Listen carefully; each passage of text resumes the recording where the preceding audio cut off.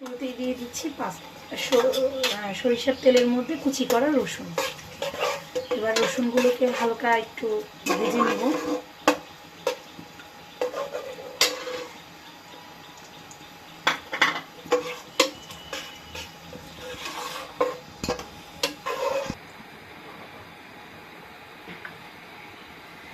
এটা হচ্ছে হালকা ভাপ দিয়ে নিয়েছি শুকনা বড়ইকে আমি।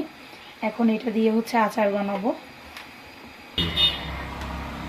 এখন তেলের মধ্যে আমি বড়ইগুলো দিয়ে দিচ্ছি, আস্তে আস্তে করে বড়ইগুলো দিব। এখন বড়িগুলোকে আমি একটু হচ্ছে লাড়িয়ে চাড়িয়ে নিব, তেলের সাথে মেখে নিব। তারপর আস্তে আস্তে আমি একটা একটা করে মশলা অ্যাড করব। কে কীভাবে আচার বানান তার এক একজনের এক এক রকম প্রসেস। আমি হচ্ছে এভাবেই করি, প্রত্যেকটা আচার আমি একইভাবে করি।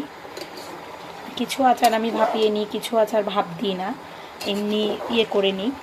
কাঁচা যেটা করি সেটা কাঁচা করি, আর যেটা হচ্ছে ভাপ দিয়ে নেওয়ার সেটা ভাপ দিয়ে নিই। আবার কিছু আচার আমি হচ্ছে রোদে শুকিয়ে করি।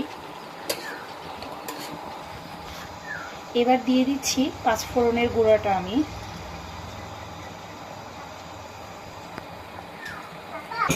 এটা হচ্ছে আমি 1 কেজি বড়ইয়ের আচার করছি। আমার পাঁচফোড়নের যে পরিমাণটা ওটা আমার কতটুকু লাগবে ওটা আমি পরিমাপ করে রেখেছি, সেই অনুযায়ী আমি ব্লেন্ডার করে নিয়েছি। একটু খোলায় তেলে তারপর ব্লেন্ডার করেছি যাতে ভাজা মশলার একটা ঘ্রাণ আসে।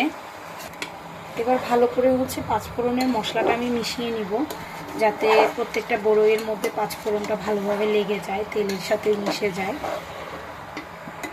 আচার হচ্ছে অনবরত নাড়তে হবে, আচার মেয়ে নিয়ে হচ্ছে নাড়তে হবে যাতে তলা না লাগে, আচারটা স্মেলটা যাতে তলা লেগে পোড়ার একটা গন্ধটা না আসে। আচার অনবরত নাড়তে হয়। আচার আপনি বানালে হাত ধৈর্য রাখতে হবে, কারণ হাত ব্যথা করবে। প্রচুর নাড়াচাড়া করতে হয় আচার বানাতে। এখন হচ্ছে আমি শুকনো মরিচের গুঁড়াটা অ্যাড করব। শুকনো মরিচটাও আমি আগে থেকে পরিমাপ করে রেখেছি, 1 কেজির জন্য আমি কতটুকু পরিমাণ দিব এটা আমার পরিমাপ করা ছিল। এখন আমি ভালো করে হচ্ছে শুকনো মরিচটা মিশিয়ে নিব। সবচেয়ে বড় কথা, আমি এখনও লবণ দেইনি, তারপর চিনি দেইনি, ওগুলোও আমি অ্যাড করব। চিনি লবণটা আমি নামানোর আগে অ্যাড করব। এখন আমি শুকনো মরিচটা ভালো করে করে নিব, মিশিয়ে নিব। এখন আমি দিয়ে দিচ্ছি পরিমাণ মতো লবণ।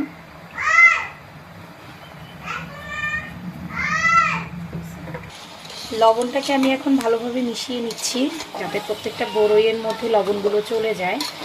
আমি চিনি দেওয়ার আগে লবণটা দিয়েছি, এরপর হচ্ছে আমি চিনি দিব। বড়ইটা একটু টক মিষ্টি, তাই আমি চিনি দিয়ে দিচ্ছি।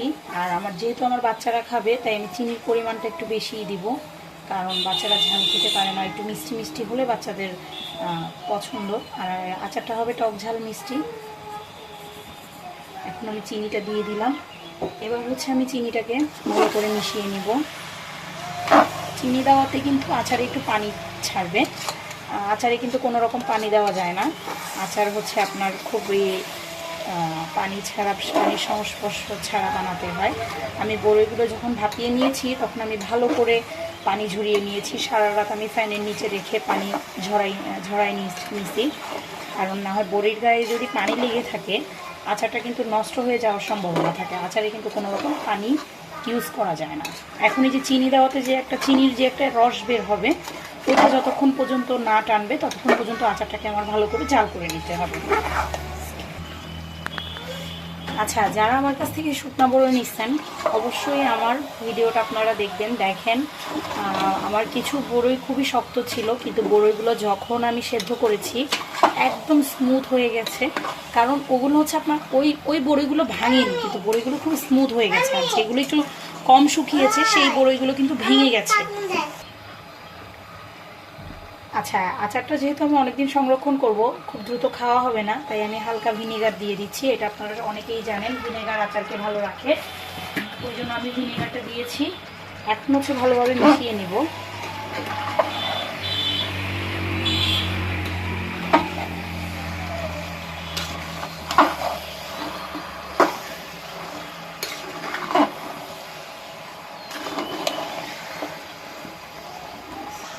আমার আচার একদম হয়ে আসছে, একটু পরে আমার আচার কমপ্লিট হয়ে যাবে। জাস্ট আপনাদের দেখেন এই যে আচারের যে একটু একটু মাখো মাখো যে ভাব, দেখেন আমার আচারটা কত স্মুথ হয়েছে। বিশেষত যারা আমার কাছ থেকে বড়ই নিয়েছেন তারা একটু ভালো করে দেখবেন, আচারটা খুবই ভালো হবে। কারণ বড়ইটা আমি এত ভালো করে শুকিয়েছি যাতে আমার আচারটা ভালো হয়।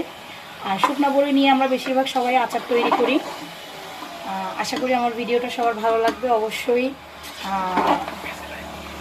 অবশ্যই লাইক কমেন্ট করবেন, কেমন হয়েছে জানাবেন। ভালো থাকবেন সবাই। আসসালামু আলাইকুম।